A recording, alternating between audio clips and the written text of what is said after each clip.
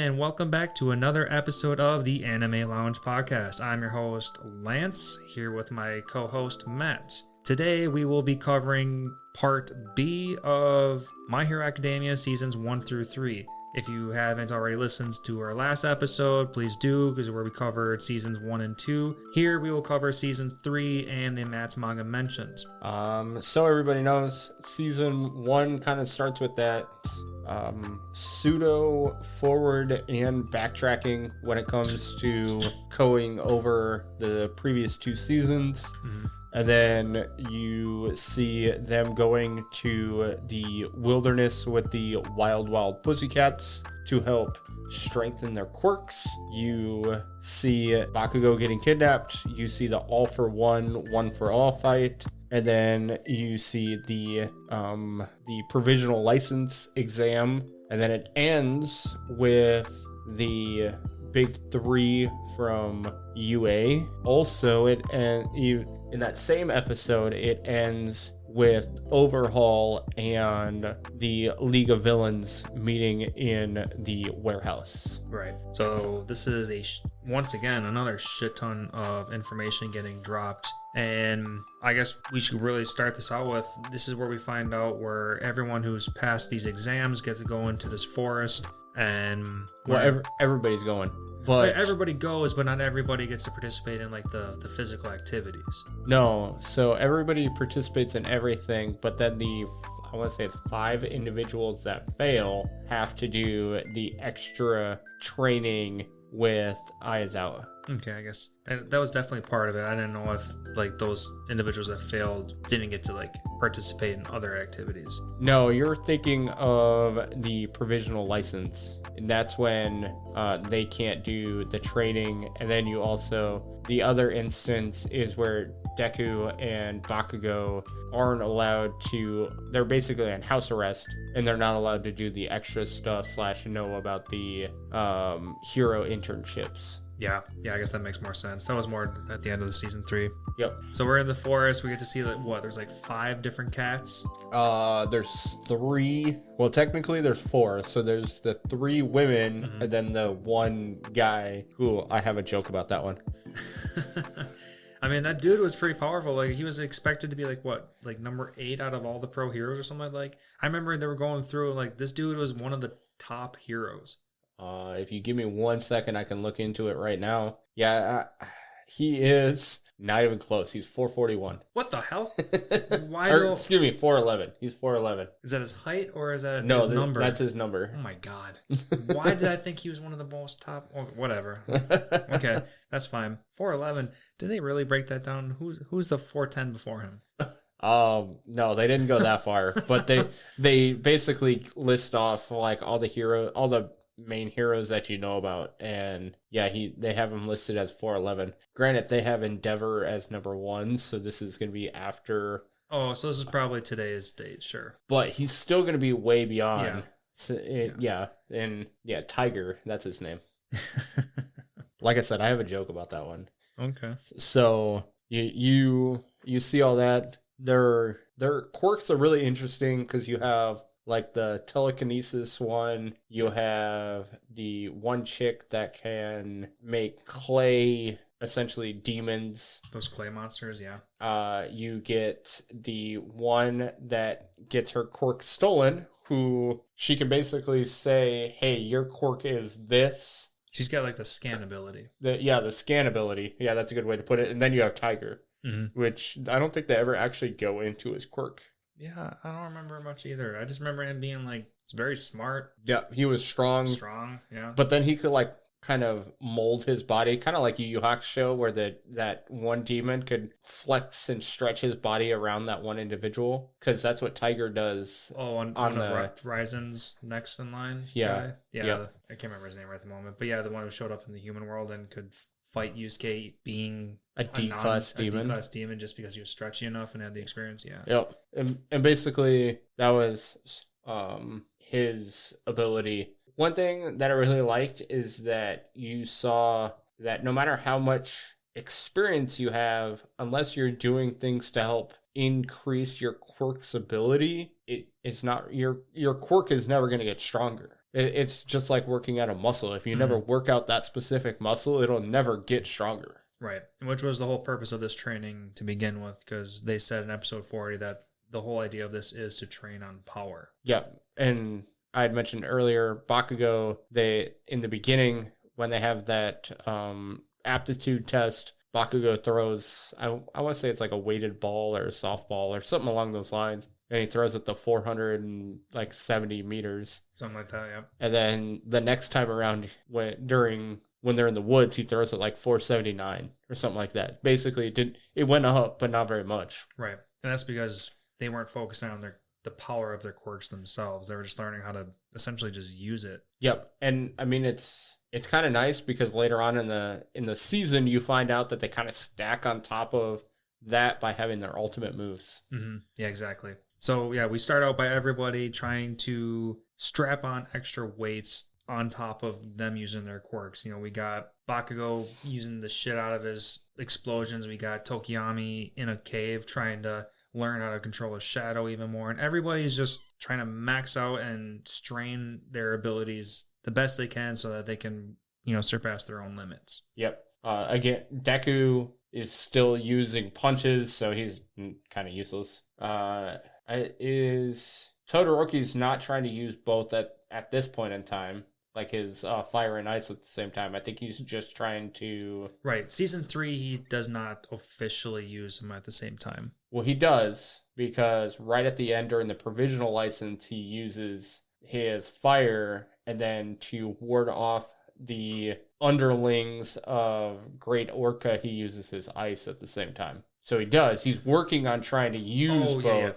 But I only say that because I remember more towards the end of season 3, he says, I need to focus on trying to use them both at the same time. Yeah. But of course, this is the beginning of season 3 where he doesn't know how to do this. Yeah, he's not trying to think of... Dual? Yeah, he's trying to use both at the same time. Mineta basically is just throwing off... as much as possible. So gross. Because they made a comment. I don't remember if it was like season 1, season 2, or I don't remember exactly, but I remember them specifically saying like if he rips off too many, he starts to bleed. And that's season 1. So he's talking about when after the League of Villains comes, he's explaining to Izuku how his quirk works, and he brings up the fact that if he uses it too much, his head starts to bleed. Right. He is 100% there for comedic relief. Yeah, because I don't know how he can make his quirk any stronger without the sense of like more endurance, because it's not like he can make him grow any bigger or smaller. He can't control the size. He can just... I think it's all endurance. Yeah, it's got to be all endurance. Pure endurance, exactly. Well, it's just like Kaminari, where really for the most part, besides using support items, he can really, the only thing he can do is being able to endure more of an electric shock before he fries his brain. Right. One thing he brings up that I think would be cool is he talks about having like an electric sword. Oh, he did say that. And of course, immediately I thought Kuwabara. Yeah. From Yu Yu Hakusho. So it would be cool if he had that ability. I'm kind of curious if he tries to get a support item that could do something like that, or maybe electric arrows or something along those lines. Sure, something that I can at least shoot out, something, more specialized, because we see at the end of season 3 where he's got that disc shooter thing. Yep. And he does like that spirit gun, the spirit shooter, the thunder shooting gun, whatever, where he can have a more direct... Yeah, basically it's like a pole that is attracting his, like a lightning rod. Yeah. Is what those pucks are for. So then if there's an individual between him and the puck, then they get zapped. To a much better accuracy. Yep. But if he were to make a handheld weapon or some kind of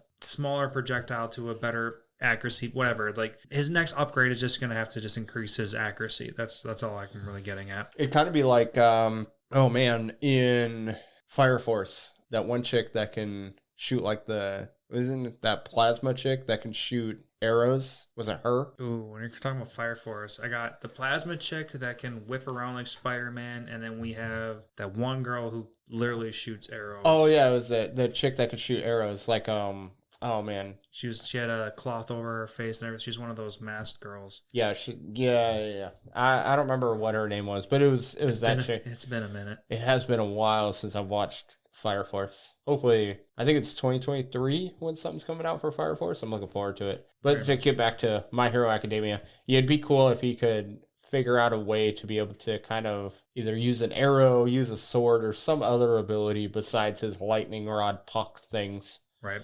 Yeah, he needs more short range, close combat kind of fighting ability. Yep. Because he is an interesting guy. He just needs to be a little bit more well rounded. And you kind of see his not at this point, but you see his friendship, or it's Kirishima and Bakugo's friendship growing, which is going to be super important for later on. Yep. For those who need a quick reminder, Kirishima is the red-haired, spiky guy who can he doesn't necessarily turn his skin into stone, but they can be as hard as stone. Yep. Yeah, he hardens himself. Mm-hmm. But then the other thing that happens is the League of Villains comes. This is the first time you see Dabi, who will be super important later on, and trying to think of some other... Well, just this is a whole new cast, which is, for the most part, the more important and future main part of the League of Villains. I'm sorry, I screwed all that up. So we have, you mentioned Dabi, and then we have Twice, who is just freaking awesome, and then we have the blonde chick, Toga. Then we have Mr. Compress. We got the lizard guy. Oh, you have Twice? Did we mention Twice? I don't remember you mentioned Twice. Well, I guess we're going to be Twice and mention him again. Oh, I thought you were trying to make a joke, like just keep mentioning Twice. Yeah, like I said, we got that lizard guy. The lizard guy always just kind of reminded me of like a Ninja Turtle or something. And then we also have Twice and Muscular. Oh, Muscular. He's probably, well, as far as the MC storyline goes, I mean, he's definitely the most important of that arc. Okay. The super muscular guy. What was it? I don't remember what his name was. His name was Muscular. It was Muscular, right? Then you had, I'm just looking at it now. So Magni, you had Mustard, who was the guy who could produce poison gas. You had Moonfish, who was the tooth guy. I was going to say, who's that creepy ass tooth guy? I didn't write down all these names. And then you had another Nomu, which could produce like chainsaws and stuff out of his body. Oh, yeah. It never really came to clear because right at the last second they got called off. Yep. So it was those 10 individuals. Yeah. And Shigaraki kind of calls them pawns because he's bringing up his RPG / oh man, how does he describe it? Like basically where he is basically playing a video game. Yeah, it's just another video game-esque thing. So there was a lot of that went on. You saw Dabi kind of just burning up the whole mountainside. Right. Like clone by clone. We didn't get to see him as himself because Twice always made... Oh, did we mention Twice was... No, I'm kidding. Because Twice kept making duplicates of Dabi to go fight the Ayazawa and the people that are not trying to fight back. And So was the Dabi that we saw talking to Twice a clone? Or was it the real Dabi? I think... Well, I mean, we don't know. No, I would have assumed that the original Dabi was the one that was holding back. I mean, maybe. That. Damn it, Matt, when you talk like that, it makes me think that you know something more about the future. No, I can only presume that was the real Dabi. Okay. But Twice's abilities are insane. Insane. You can't trust anything because they can just make multiples of multiples, and the real dude can just be somewhere hiding. Yep, which that is a super important detail. But anyway, then you see the mustard guy producing the gas to kind of spread everybody out / not decapitate. He's only trying to poison people, knock them out, and spread people apart and make them more scarce. No, incapacitate. That's the proper word I'm looking for. Go. So, but you see him getting taken out by Tetsu. Tetsu.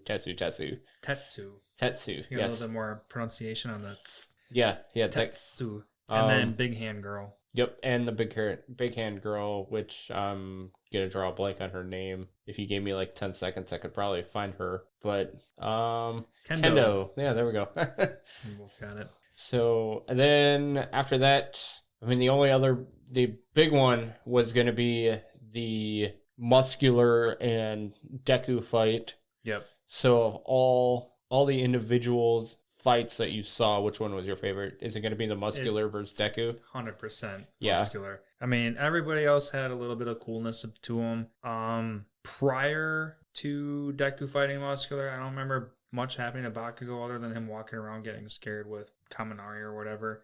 He was with Todoroki. So Todoroki and Bakugou were together. Oh, they were together? Yep. Oh, okay. I mean, I guess I'm confusing things at this moment, but yeah, let's talk about Deku versus Muscular. Yep. Because Muscular, we first meet him, he's wearing this mask. Yep. I don't know. Why did he wear a mask? Because he was like the newest member of the group or something Pretty like that? much. And like, there was were some stupid ass reason. It was like some kind of like a frat where you've got to do some initiation bullshit stuff. Yeah, it was all for naught, and mainly because why? Because he wanted to hide that he had a missing eye. Well, it kind of gave him away who he was. Yeah. So I kind of get it. And then we learned that one of the Pussycats, like little cousins or something along those lines, Coda. Yeah, it was Coda. Coda's parents were killed by Muscular. Right, and they both have the power of water. Yep. And now this same dude is back trying to hunt everyone down, blah, blah, blah. And then Coda understands that this is the same guy that killed his parents. Yep. And originally he hates heroes because his parents died and left him for naught. And then he understands that Deku is trying to save him for no better reason than just to save him. So all of a sudden his complex on heroes changes and he starts cheering him on. Well, it kind of brings into future things. He hates all Quirks, but the first time he meets Deku, he punches him in the balls. Oh, yeah. That was definitely very funny. Gives him a cheap shot. Yeah, but that was also the fight where you see Deku go 1,000,000% of all for one. Yeah, that was episode 42. Yep. Deku uses 100%, and then he boosts that up to 1,000,000%. Delaware, Detroit smash. Yeah, which kind of brings into question later on in the season when we got the All for One versus All for One. We got the United States of Smash. One for all versus all for one. Did I say the same thing twice? Yes. Damn it. God, it's the same thing, just in reverse. Anyway, yeah. So Deku goes 1,000,000%. Delaware, Detroit smash, and then we have All Might using the last bit of his energy using United States of Smash, which I'm sorry, that was one of Alex's quotes from the movie. Like, he would have been happy to hear this. For All Might, the states matter, like the names matter, because if the Oklahoma Smash, he does like that whirlwind when he's in the League of Villains hideouts. I did write down every time All Might used one of his Smash moves. I did write that down. So if I go back and look at it, yeah, I could confirm. Yeah, it was one of his smashes that you hadn't seen previously, but it's like a whirlwind kind of smash where he just kind of blows up the entire building. Delaware smash was a finger flip, I wrote. Yeah, so every attack for All Might is different. Yeah. For Deku, Deku is just trying to emulate All Might, so he's just kind of saying words and hoping they're things. Yeah, he's just saying things. It's that kind of what I take it as. Mm-hmm. Again, just like the full cowling at 5%. Yeah, I mean, there's only so many signature moves. Like, Deku's definitely got full cowling as a signature move. Yep. Outside of that, we have Smash, and you might as well just take Smash as a Smash. Because for Deku, unless it's 100% or 1,000,000% up to that point, it's pretty much all the same anyway. Exactly. So you can kind of just take him as yelling things, which in the manga, they kind of go into it a little bit where when his desire to win outgrows or becomes more than his desire to save people, he kind of just starts pseudo turning into Bakugou where he'll just yell things to yell things. So I kind of take it as that's what's going on, where he's just kind of saying words because he doesn't know what to do with himself. Right. Might as well just start throwing out some nonsense. Yep. And Super Ultimate Mega. Super Saiyan 5000. Come on. Yeah. Go all out. So I really enjoyed this fight. It was nice to see Coda kind of changing his viewpoints on heroes. Mm-hmm. Again, this kind of stacks on the Stain ideology where Deku is deserving to be considered a true hero. You get to see it again where you get this kid that absolutely hates Quirks because, well, his parents died because they had Quirks. Like, was it Quirks or was it Heroes? I thought it was... Well, they were heroes, but they were heroes because they had Quirks. If they wouldn't have had Quirks, they wouldn't have been heroes. Okay. So, Chakota, he lost his parents because they had Quirks. So, he hates everybody that has Quirks. Okay. So, it was good to see that. It was really emotional to see the letter. Again, hilarious that he's like, hey, I'm sorry I punched you in the balls. Right. Which was also plays into later on in the fact when they're trying to move into the dorms and Deku uses the letter as support for him. Not support. That's not what I'm looking. It's where he uses it as his motivation to be like, I don't have to go to UA. I know I just need to keep doing what I'm doing in order to become a hero. Right, because at that point he was ready. Like at that point it didn't matter if it was UA or not. It needed to be a school, a hero in school. General. Yep. Yeah. As long as he was going to be a hero, he knew what he was doing was going to be good enough. Right. So it's again, I like how they kind of like to stack previous instances to kind of help affirm what's going on as they push forward. Mm-hmm. And it's really good. I really enjoyed the compress versus basically everybody fight, where it was Todoroki, Bakugou, Tokiyama, Deku, and Shoju, the multi-arm guy. Shoji, technically Uraraka and Sue were there as well.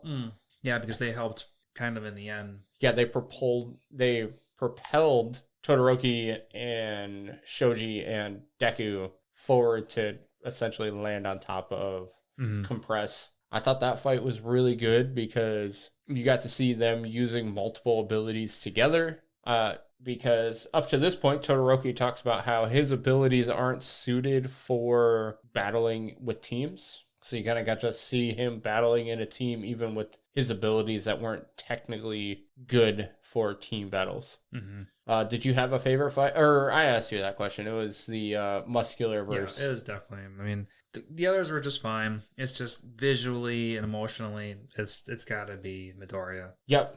Yeah. I really liked how they played on Tokiyama's loss of control. Yeah, loss of control. Because he brings it up. He's like, hey, when it's all darkness out, it's harder for me to control Dark Shadow. And I like how they brought that into the anime, because they're like, hey, I saw Shoji get injured. Mm-hmm. And then you let emotion get in the way. Yep. Right. Okay. Because I was just about to say, like, dude's training in a cave where it's pure darkness. How do you not lose control in there? That's because his emotions were in check. So can't really go too far on that one. Yep. So then really the only other thing to take away from this is the fight with the League of Villains and then the three individuals, Todoroki, Deku, and Shoji. And because Deku's arms were broken, he couldn't, in his eyes, save Bakugou from getting captured. Right. Other than that, is there really anything to talk about as far as the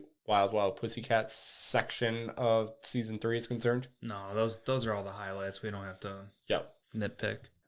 So then after that, you have essentially the All for One versus One for All arc. Mm-hmm. So we have all of the students feeling super sorry for themselves that Bakugou is missing / taken. Yep. They all have a slight opportunity to save him, so they're all feeling guilty, and they all want to go save Bakugou, even though it's against the demands of their teachers to, fucking stay behind, let the heroes do what heroes do. And because they don't have provisional licenses, they are technically not allowed to use their abilities against the villains. Right. That's going to be a big one. So they wanted to be technical. So they're not allowed to engage in a fight, and they're not allowed to use their quirks outside of battle. Yep. Or they're not allowed to use their quirks in a battle, or they're not, whatever. Yep. Because they did use their quirks, but technically they're not supposed to use their quirks outside in public to begin with, period. Yep. Because that's going to disturb the peace. Whatever. I mean, they did end up doing that, but which is why they got scolded. But the point was, in the end, in parentheses, they didn't get into a fight. Yep. So, or use their abilities against anyone. right, to hurt anyone. Yep. One big thing was the Ayazawa interview with the media and saying, hey, I understand that Bakugou is short-tempered, but he's driven. His only thing in life is to become the number one hero. Mm. Like, it doesn't matter what influences are around him. He knows within his core he wants to be the number one hero. Right. And then that gave more hope to everybody else that, like, yes, even though Bakugou kind of has some villainous tendencies, his heart still remains as a hero, and he's gonna say, fuck you, I'm gonna be a hero. His personality is his quirk. He's very explosive. Right. But that doesn't mean he's gonna be a bad person in the end. Mm-hmm. So this eventually leads to, well, let me back up a little bit. That whole press conference was more of a front because they knew that the villains were going to be watching that whole clip on live television. Yep. So that they were going to give them the false security that, they had like a day or two to prepare. Yep. When in actuality, they were going to take that moment and raid where they thought he was because Momo had placed a tracking device on one of the Nomus. Yep. And they knew exactly where they were. So they used this as an element of surprise, and they attacked this base where the League of Villains was hiding, So they knew where the Nomu were because of the tracking device, but then you find out that All Might's friend, who was a detective, was looking into the League of Villains, and they had gotten a lead because from an individual who essentially recognized Dabi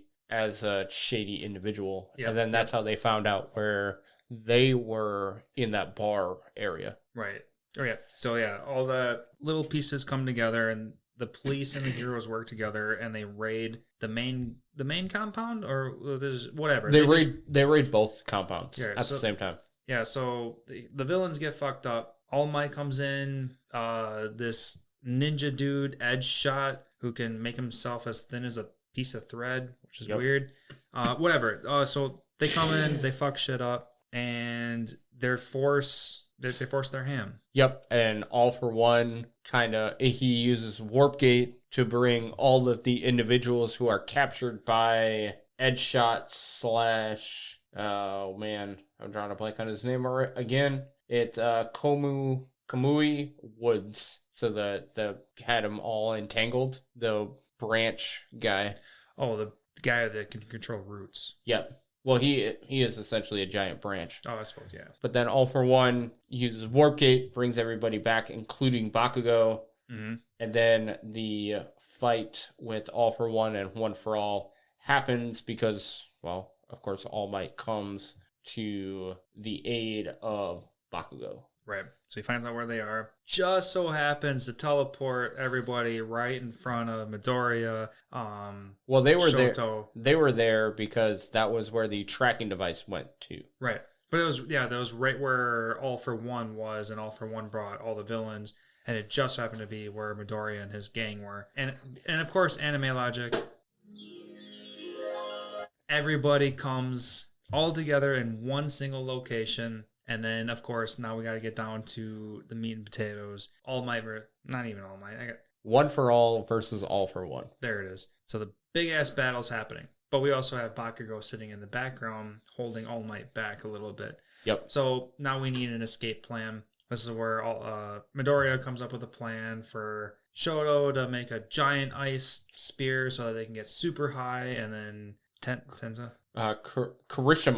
Kirishima basically calls out for Bakugou, and because Kirishima and Bakugou have made a friendship, Bakugou will reach for Kirishima. Right. Yes, and I was going to say that after Ida gives him a power boost. Yeah. But yeah. So they're in midair, and then Kirishima's like, Bakugou, grab my hand, and Bakugou's like, don't tell me what to do, but okay. And then he grabs his hand, and then they escape. Thanks to Mount Lady, because she essentially grows large and gets hit in the face. By a villain. I don't remember which one. the magnet guy. Oh, the one who can attract or repel. Yep, that guy. Yeah. I mean, there's a couple. I suppose we didn't really talk about him because this is like the last time we even get to see anything about him, I think. Yeah, pretty much. But yeah, so this guy can either attract or repel people, and they explain it when All for One force activates multiple quirks at the same time, which makes everybody teleport away at the very end. Yep. Because he uses magma to attract all of the villains together, and warp gate at the same time, so that all the villains attract to warp gate and put them to safety. Yep. Whatever. That's it's a little bit in the future, but now okay. So now we got Bakugou, we got Midoriya, and we got the whole class. They're in, they made it to safety. Yep. So now we got All Might, One for All, and then we have All for One. Yep. They have all the room to fight. And you see All for One basically stacking quirk on quirk on quirk on quirk to be able to fight All Might / weaken All Might, because he talks about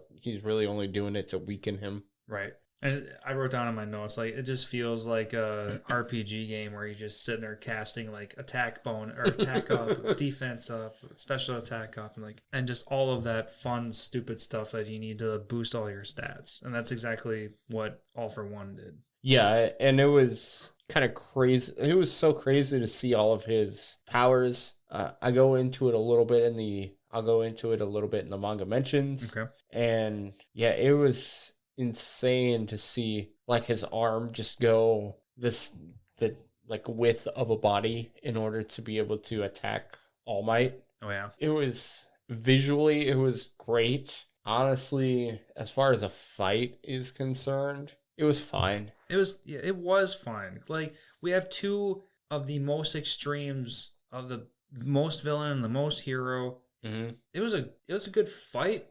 I feel like most of it was talking. Yeah, there wasn't a lot of talking. Which was fine, but like visually, it wasn't the best fight. Yeah, I would go with that. Like, I would honestly take the Todoroki and Bakugou fight over the All for One, One for All fight. Mm-hmm. As far as visually, it was a good fight. There was a lot of information that was brought forth. Oh, it was an insanely important fight. That's 100% sure. Yes. But this just visually was lacking. Yeah, but I mean, for a reason. This fight was not meant to be this wasn't the fight that happened 5 years previously. Right. So it was a good fight. I wonder if they would ever make like a movie or an OVA. An OVA of the sorts that would like make the original fight. I know they do a lot of spin-offs. I wonder if there is a spin-off on the fight between All Might and All for One previously. That'd be really cool to see. Yeah, like I think a single episode OVA would be too short. I think it would kind of have to be like an hour-long movie. That would be really cool. It'd be really cool. I wonder if they do that or will eventually do that. Maybe after the series is concluded, because I know the manga is drawing to an end. Yeah? Yep. Already? Uh-huh. Well, already, but it's almost 400 chapters. So. Yeah, good point. It just feels like they could drag it out for as long as they want. Yeah, but I mean, as Deku likes to say, this is the story how I became the number one hero. So, I don't know. I don't know how they'll do it, but it'll be interesting to see. Mm-hmm. They might do a huge, long time skip to, I don't know, the end of All for One, and then Deku's an adult being the number one, basically the new All Might. Right. I don't know. It'll be interesting to see how they conclude the series. I'm really looking forward to it. But to get back to season 3, the fight was great. You got a lot of information. I think the biggest takeaway was at the end of the fight where All Might is pointing backwards at the camera and says, was it now it's your turn, or now everything's up to you? Something along those lines. I didn't write it down. Yeah, I'm surprised I didn't write that down too. Wait, no, I wrote down, okay, United States of Smash. Oh yeah, now it's your turn. I wrote quotation, Now it's your turn. Yep. So, which, as we know, because we finished the season, that its true meaning was Deku, now it's your turn to fight All for One. Right. So Yeah, I mean, it was a good neutral thing that anybody could have taken it for themselves, but the real purpose behind it was pointed towards Deku. Yep. Great fight. You find out All For One, or not All For One, All Might, basically his power is nothing. He can't keep his form anymore. But All For One has been arrested at this point. Mm-hmm. Now, is that going to be basically bite All Might / One For All and the rest of the society in the ass because they didn't kill him? Well, I guess we'll find out. So it's just kind of one of those things where hopefully it doesn't have any repercussions. Right. Because all we need to do is let him escape and then boom, everyone's screwed. Yep. But then after that, we have, I'd say it's kind of important. You have the UA Academy moving to an all-dorm style school, and they try to convince convince all the parents that these students need to be living on campus. One thing that I really enjoyed was you got to see Bakugou and his mother's relationship. Yeah. Besides Deku and his mother, I thought this was the other biggest piece of information. Yeah. More so just to be like, oh, okay, so he acts that way because he was essentially raised that way. Yep. So his now mom. now it's no wonder. Yep. It's him and his mom are two peas in a pod. Exactly. Chip off the old block. And then his dad. It was the apple doesn't fall too far from the tree. How many other things can we throw out there? Yeah, so they get permission to all live on campus. 100% of the students, they're all good, so we're all good to go. And soon we get to learn that everybody now needs to start learning their own ultimate moves. Yep, that's the next thing that they work towards is ultimate moves. And they're updating their suits. Yep, their hero costumes. Because the reason why that's important is because that's how Deku figures out that, hey, quit using your arms, use your legs. Yep. Yeah, so that's where shoot style comes into play. Yep. Did they have the teaching for dummies with All Might? I could have sworn I saw that in the anime. Teaching for dummies? So when All Might comes and is basically trying to give pointers to everybody, he has Aizawa sees... Oh, the book in his back pocket? Yeah, the book in his pocket. Okay, sorry. In the anime, they never even gave like an English caption of what the title was. It was just, they showed it. Yep. But I don't remember watching it when they get subtitled. But yeah, there was definitely a book. Yeah, so the book was Teaching for Dummies. Okay. It basically a self-help book. Yeah. Aizawa was impressed by All Might being like, oh, wow, you're actually teaching them good pointers. And then, he catches them. I'm like, okay, you taught yourself, now you're whatever. But that was why that part was important, because now Izuku finally learns, hey, instead of destroying my arms, I'm going to use my legs. Yep. Yeah, because he's used his arms way too many times, and if he sustains another attack 2 to 3 more times, he can essentially lose the ability to use his arms just in general. Yep. So now he needs to start focusing on something more personal, something more unique to himself. He needs to start looking outside of the box of being more like All Might, and he needs to start being more of himself. And that's why he switches from punches to kicks so they can make his own, make an own name for himself. Yep. The fight with Bakugou and Deku, does that happen before? That happens after. It's like the final 3 episodes of season 3. Yep. So you get to see all these special moves. Nothing super important there. Then you have the entrance, or not the entrance exam, excuse me. You have the provisional license exam. Yep. That happens. That's what happens next. And that starts off with shit ton of people trying to get into the mix. Yeah, Everyone, like 1,500 people. Oh, I don't know about the number. But yeah, we have a shit ton of people. Well, what was it? Only like 100 could pass in total? So it was 100 that passed the initial stage. Mm-hmm. And you got to see so many more quirks. It was great. Speaking of people, did you notice that one guy? Did you notice the way he sounded? The guy who could... The whirlwind guy?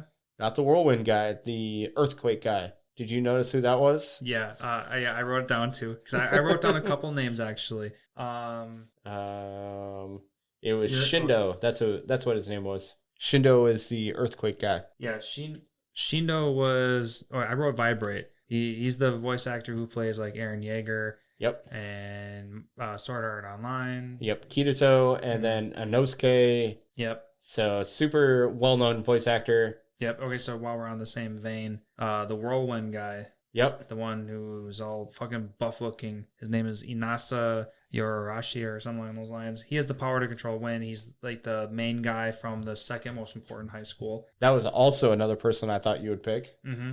Did you pick up on his name? No, I didn't. Okay. I didn't know who it was for the longest time. Okay. But there was a moment where he started falling. Okay. And when he was falling, he was yelling. And then I'm like, I fucking know that annoying ass fucking yell. And if I say it that way, can you go back to quite a few episodes? Just tell me. Okay, so he's falling. It's from Ari Fueta, the main character Hajime. And if you go back to our episode where we covered season 1 of Ari Fueta, there was a couple times that I played his super fake ass yelling as he falls down the pit. I was like, that's 100% him. Yeah, that dude's name is Matt Shipman. I even wrote down.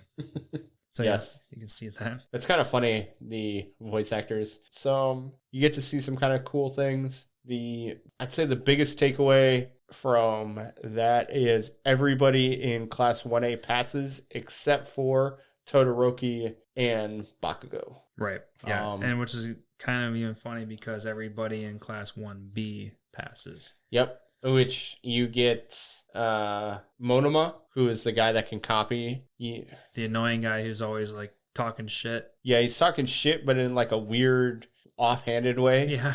Like, yeah, I know my team sucks ass, but your team's supposed to be the best and you suck ass. Yeah, he's got that split cape coat. Yep. And he has the ability to copy, so his costume is basically him in a suit with the split cape. Mm-hmm. Because he's like, well, I don't need to have a creative costume or something along those lines. Right, because, I mean, to be honest, it's not like he's going to know what he's going to be stealing. I mean, unless he goes in with some kind of gang that he can borrow quirks from. Yep. So I get it. Yeah. That's going to be super important. Then, of course, you get Mineta. That's kind of like trying to kick the dog when it's down thing where, well, now the top of the class is fallen, so might restructure things.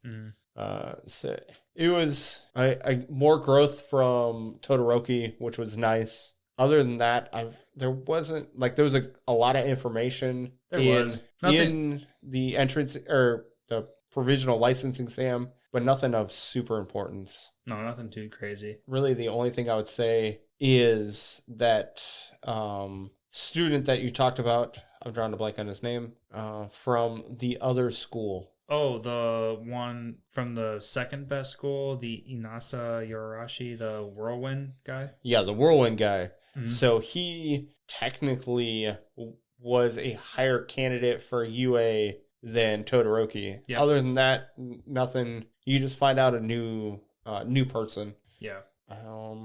After the academy, after the provisional license, one thing I forgot to mention is everybody moves into the dorms, and then they have that like best room competition. Oh yeah, that was like a side. It was a side episode. Yeah. It was kind of cool because you got to see beyond just seeing all these people with different quirks. You get to see all these individuals with different personalities, different rooms, like super different rooms. It was just kind of cool to see the different styles that everybody had. Yep. But then after the provisional license, you have Bakugou and Deku fighting. Yep. We get to see Bakugou getting super fed up with everything. He's starting to pick up on all these cues. We learned that Deku accidentally slipped up on saying that he had a borrowed quirk and he's going to make it his own. And it was very similar to All Might's. And he's putting pieces together, and he realizes that as soon as All Might came to town,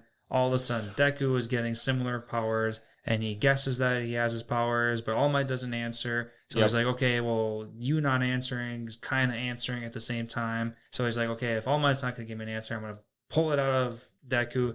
So brings him out into the open, asks him point blank. He also doesn't give him a direct answer. He's like, okay, now it's obvious. Yep. and then they fight it out. And that's not even the main point of the whole fight. Like, the whole point of Bakugou bringing Deku out to fight is because Bakugou feels insecure and gives himself all the blame for All Might losing all of his powers to begin with. Because if Bakugou didn't get kidnapped, then All Might wouldn't have had to go all out. And if Bakugou wasn't even in the way of the fight to begin with, then All Might wouldn't have had to hold back. So Bakugou I'm talking about the fight for All for One versus One for All, whatever. So Bakugou puts himself in blame for All Might losing his number one hero position. Yep. And it's an emotional moment. Great scene. Yeah, it was. The fight was really good. The art, the animation was really good. You get to see Deku kind of evolving in his full cowling that is now beyond full cowling. And you get to see actual growth from Bakugou. Mm-hmm. Like, you get to see him kind of pushing past his emotions. You get to see some growth in potentially a friendship between Bakugou and Izuku. 100% agree. And the biggest thing is you get to see kind of the driving force behind Bakugou. Mm-hmm. Where, he wanted to be essentially somebody that even All Might could look up to. Right. Like, or not really look up to, but be proud of. Right. Like, be worthy of taking that number one hero spot. Mm-hmm. So it was really good to see. I enjoyed that growth in Bakugou and just kind of being willing to actually lay out his emotions. Yeah.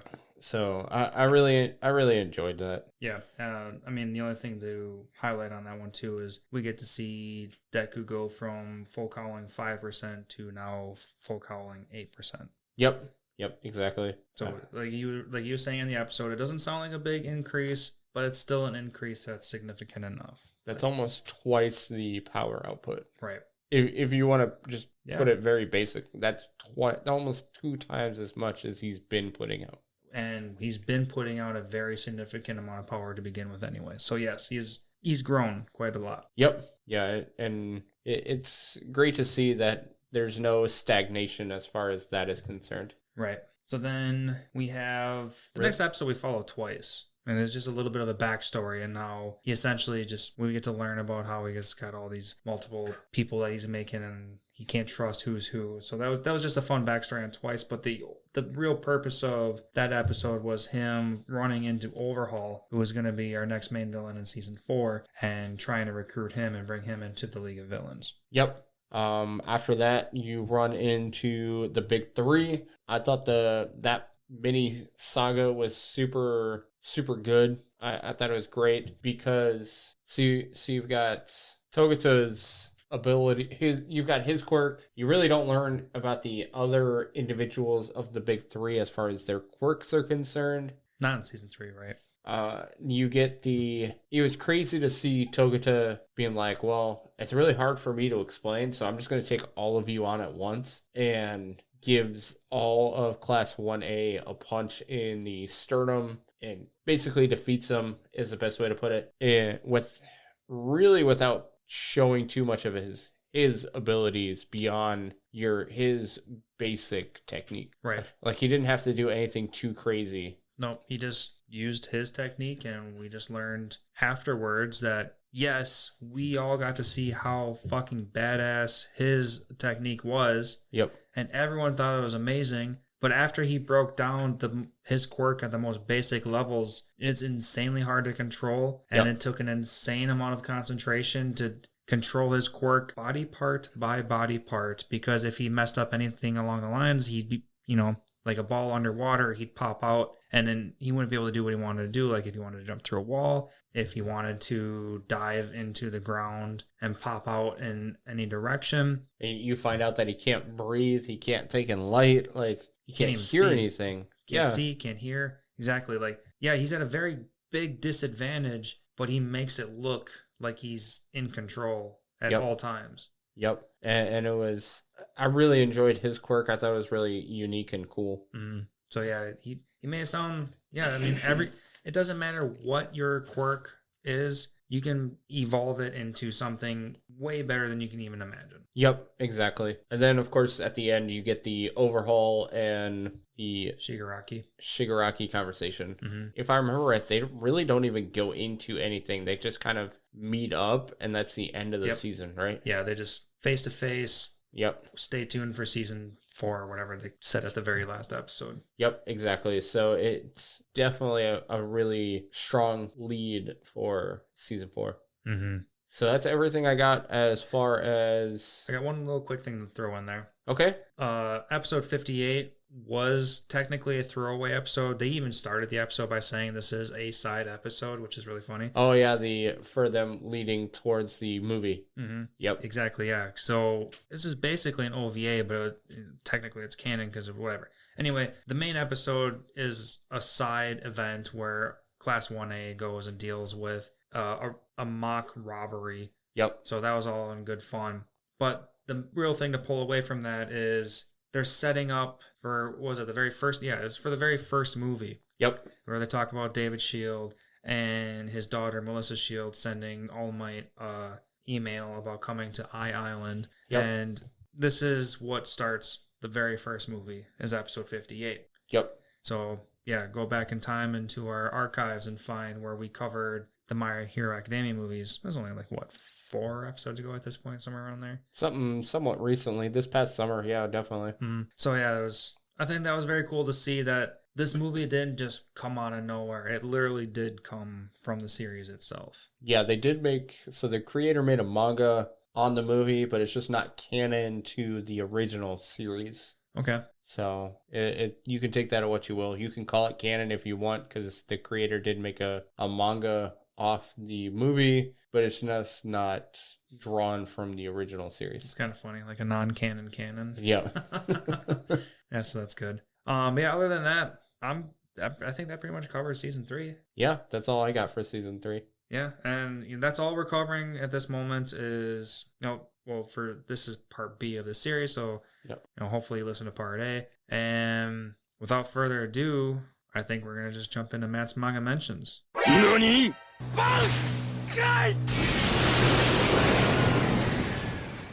As our normal listeners know, I will start from the beginning of whatever the season we talk about or anything else, and then work my way progressively through the season or series. One theme you see throughout is that it's much more vulgar, especially Bakugou. A lot of fuck this, fuck that, shit.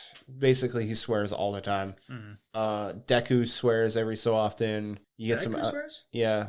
Does he drop the F-bomb at all? Off the top of my head, I think so, but I can't.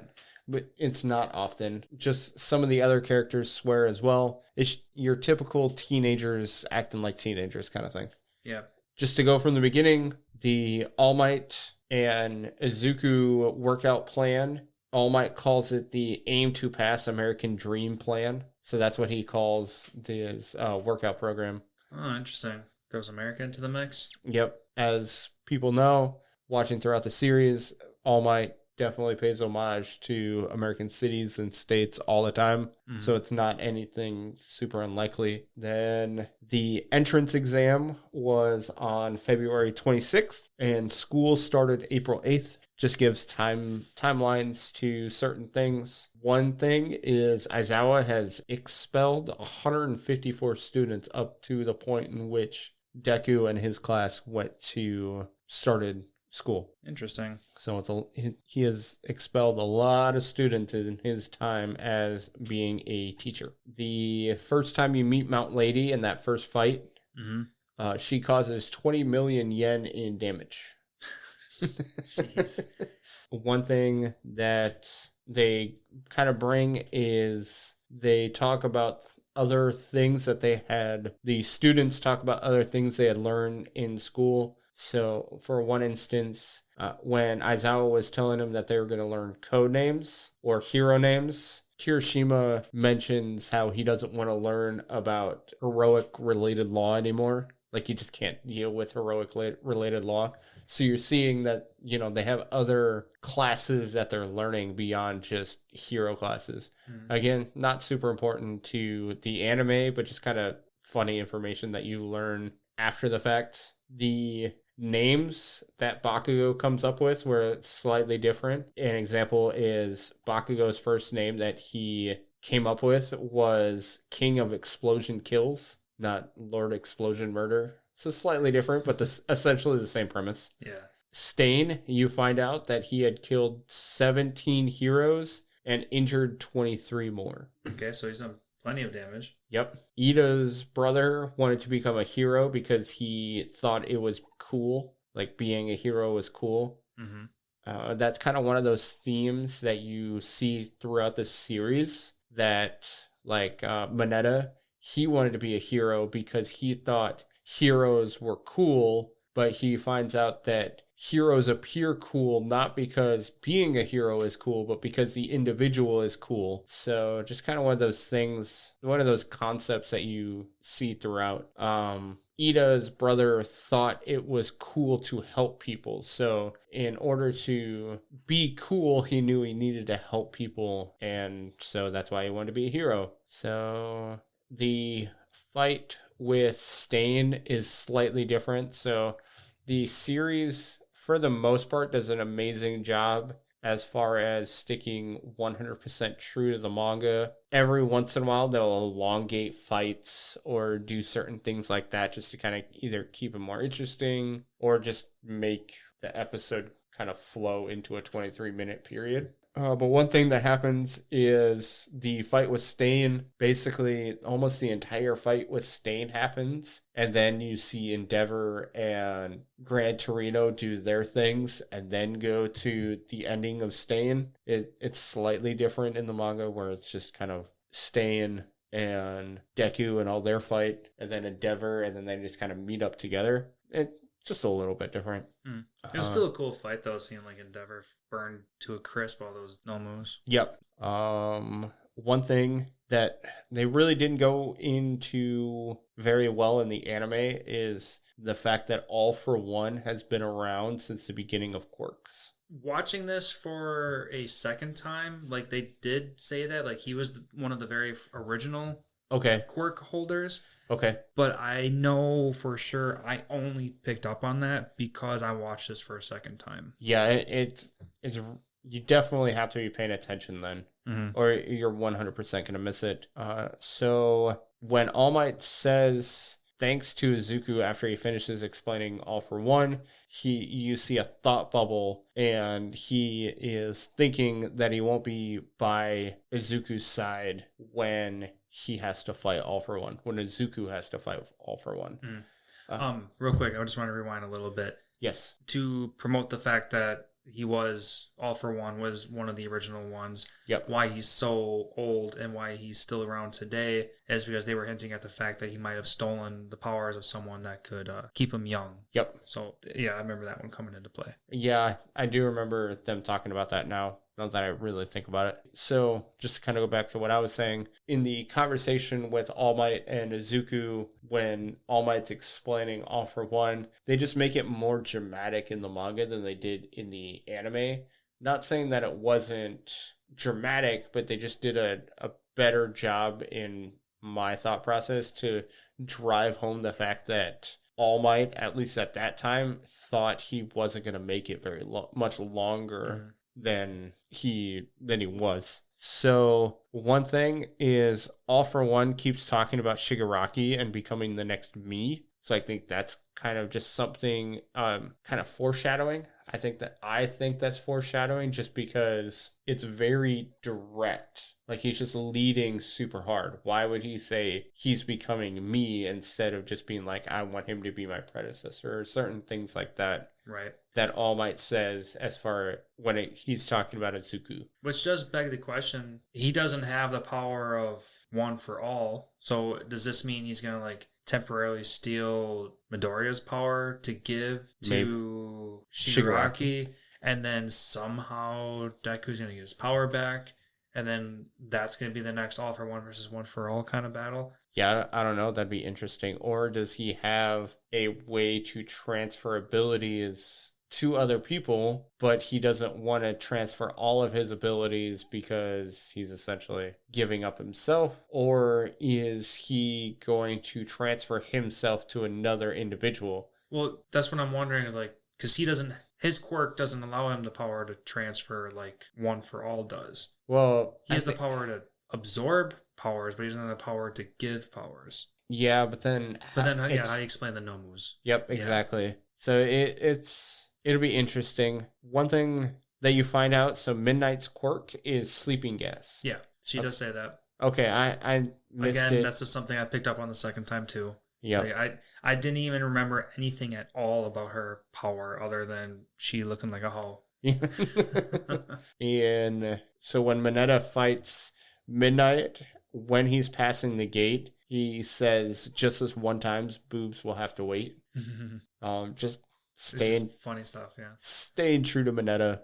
I find him funny. He's a good relief to the seriousness when it comes to the show. Definitely. One thing that you don't ever really get a chance to see is when Izuku is doing his like mumbling ranting, you just kind of like, what is he saying? And in the manga, you get to actually see what he's saying. Like they'll print it all out. Oh yeah, because the subtitles don't pick up on everything. Like you have to literally pay attention to the English dub if you want to pick up on everything. Yeah. And it's just funny to see. Most of it is legitimate nothing, but it is funny to see. So the event, the first year hero students are doing when they go to train in the mountains is usually for the beginning of second year students. So basically that building of their quirk usually happens for second year students, not second semester first year students. So they're accelerating the training process for the first year students. So Bakugou threw the ball 5 meters further than he did on the first day of school when he did that test to begin with. 5 meters, just kind of. It's something, but that's not impressive when it comes to superpowers. It's 15 feet. It's been, let's say, 6 months since the beginning of class, so you'd think you'd be able to throw it much further than what he really did. They make a joke about how Tiger is the only pussycat with the wrong gender and species. Because it's a tiger and a dude. So that was just something I had mentioned earlier, brought it up again. So Yosetsu, the individual who kind of glued Yaoyorozu's tracking device onto the Nomu, he has the ability to weld whatever he wants to items. So basically he has the power to weld. So he can change the genetics or the molecular. He can change the structure of individuals to basically glue items to whatever he wants. On their surface. Yeah. Yep. Real quick, Momo. Yes. Before I forget, I wrote down a question. Yes. So Momo's power is to take the lipids in her body and she can turn that into anything that she knows how to create as long as she understands how to create something, right? Yep. She's got big ass boobs. Yes. If she takes lipids, which is basically boob, why does she have boobs? I think I guess I'm not 100% sure what lipids are. Oh, lipids are fats. So I think she just takes stored lipids. I think she's taking very specialized, she's being very strategic on where she's grabbing these lipids, and she's keeping her boobs big and her waist thin. I guess that would be the ultimate ability, right? You could keep yourself super skinny and keep your figure looking well, I guess. Yeah. Of course, it's just all for looks anyway, so. Yeah. Just wanted to throw that out there. So you remember when Izuku is in the hospital and Mineta says everybody pitched in to buy the melon? Do you remember that? It's so they buy him a melon when he is in the hospital after the mountain training event. So after he fights Muscular, and he's bedridden for a while. Yep. The class brings him a melon. Mineta tells Izuku that, hey, we pitched in and bought this for you. It's a melon. Oh. You can just believe me on that one. And the reason why it's such a big deal is melons usually cost around 10 to 15,000 yen, which yes. means they're $100 to $200. Yeah, melons are not naturally grown in Japan. Correct. So yeah, I guess that might be a cultural thing that might make more sense. Yeah. Yeah, it's just once you know that, you're like, oh man, so that it's much more significant only because it costs much more money than if we were to go to the store and spend $10 on a watermelon and call it a day. Mm-hmm. Yeah, it's a rare thing out there. Watermelons are delicious. Yep. They're nothing to us because they're so common, but to them, it's a much bigger thing because it's a lot more rare. Yeah. Yep, exactly. You get to see Sue's family. They are all frogs. Literally, that's all I took away from that. All right, so no surprise. Kirishima mentions, basically it's a reference to Amazon, saying you can buy whatever you want on Amazon when it comes to buying the night vision goggles. Yep, I was about to say. And they also brought up Moogle in the anime. Instead of Google, it was Moogle. Yep. You learn how All for One kind of gets a C. So he uses an infrared ray quirk to sense his surroundings. So he can sense his surroundings using sounds and vibrations. That's how he knows what's going on. So he is actually blind. Okay, that explains why. Yeah, because that was going to be one of my questions. Because during the fight, you don't get to see like the eye. You get to see like the patching over his eyes. Yep. Yeah, exactly. Okay, so he has ultra senses outside of that. Okay. He essentially has Daredevil sensing. Mm-hmm. The students moved into the dorms in the middle of August. So they make a mention of that. So from April to August is when all the events happen. Okay. Just kind of gives you a timeline on everything. So everybody knows the night vision goggles that Kirishima bought were 50,000 yen, or about $350. Oh, okay. I mean, that's expensive, but 50,000 yen sounds insanely expensive. You know, if you were to try to relate that to US dollar. Yep, but $350. It's still expensive. Yes. Especially for a high schooler. Yep. Ayazawa does tell the class what for the provisional license, he does tell them that less than 5% of the individuals taking the test are going to pass. So he at least gives them that sort of heads up. And then just so everybody knows, the end of the third season starts and ends on chapter 125. So if you're going to start picking up from season 4, you're going to want to start on chapter 125. Unfortunately, I did not make a reference on when each season ended. You just got to start with season 3. Sorry, people. Yeah. We covered 1 through 3. We start with 1, we end with 3. Yep. And that's really all I got. Like I said, a lot of it stayed the same. There's so much talking when it comes to the first handful of seasons. Mm-hmm. As the seasons go along, the talking subside or gets lessened, but in the first few seasons, it's a lot. Yeah. Insane amount of characters, an insane amount of backstory. It's just one of those shows that if they really wanted to, it never has to end. They have so many characters to dive into. The story can move at a snail's pace, and we can learn a shit ton about individual characters at the same time, where we feel like we're learning a lot. Yep. Yeah, I completely agree. I'm really enjoy this season or the series. So I can't wait until we cover the rest of the seasons. But that's all of Manga Mentions. Lance, do you have anything else that you want to bring up? No. This is part B. So this has been a very long night, so I am tapped out for sure. Yeah, it was definitely a lot. I hope everybody enjoys this part B episode while also enjoying the part A that we had launched previously. Make sure to subscribe, rate, and review on any of your podcast listening platforms. Again, make sure to check out our new YouTube series, the Anime Lounge Short Flights, and give us a subscribe on that as well. Have a good one.